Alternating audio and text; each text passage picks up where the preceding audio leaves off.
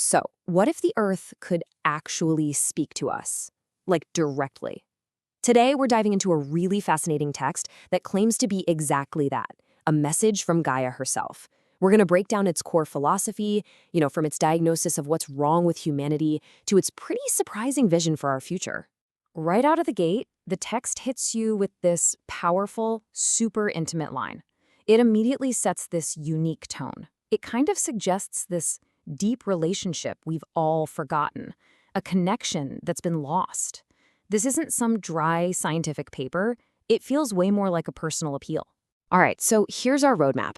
We've got 5 parts. We'll start with the diagnosis of what's gone wrong. Then we'll look at the solutions being offered, both for society and for us as individuals. We're also going to challenge a huge belief about how nature works. And finally, we'll get into this really hopeful vision for the future. So, let's start at the beginning. What's the core problem according to Mother Earth? Well, the source argues it all boils down to one simple but powerful idea. We're disconnected. Yeah, the central argument here is that modern humans, we've just lost our way. We've forgotten who we really are, and that we're fundamentally linked to this planet.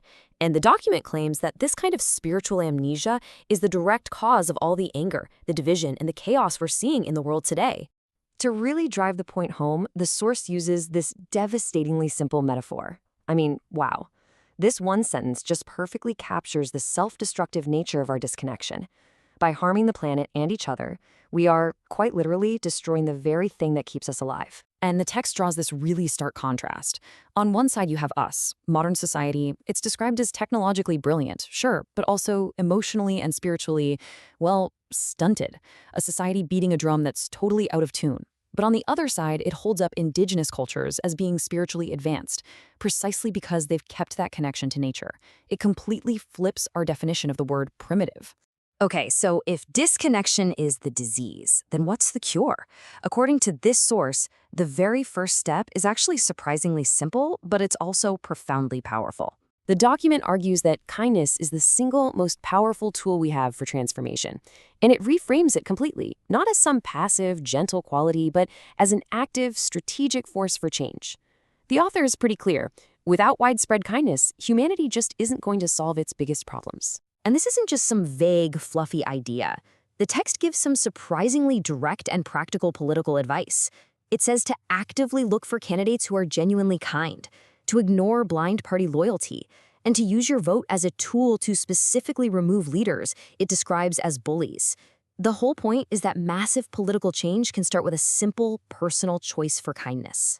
Okay, so beyond politics, the source argues that true change has to happen inside each of us, on an individual level. It's all about cultivating what it calls our inner garden.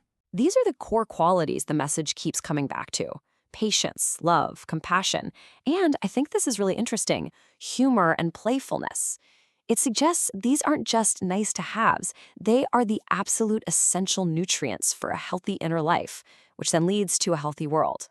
This whole inner garden metaphor is really central to the philosophy here.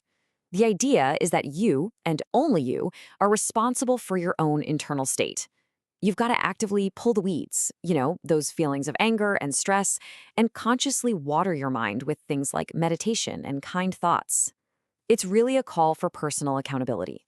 All right, now we get to one of the most provocative claims in the whole document. This one really challenges a cornerstone of how many of us see the world.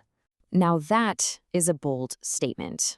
The source is claiming that Darwin's primary message wasn't survival of the fittest, but actually cooperation. It argues that for some reason, humanity latched on to the more competitive part of his theory and built our entire society around a misinterpretation of nature's true law. This contrast really gets to the heart of the argument. You've got humanity's path on one side, based on competition, which creates a world of winners and losers, constant stress and conflict. And then on the other side, there's nature's way, which the source insists is built on cooperation and mutual support. The argument is that to truly align with life, we have to shift our whole mindset from that first worldview over to the second. So despite that pretty harsh diagnosis, the document actually ends on this profoundly optimistic note.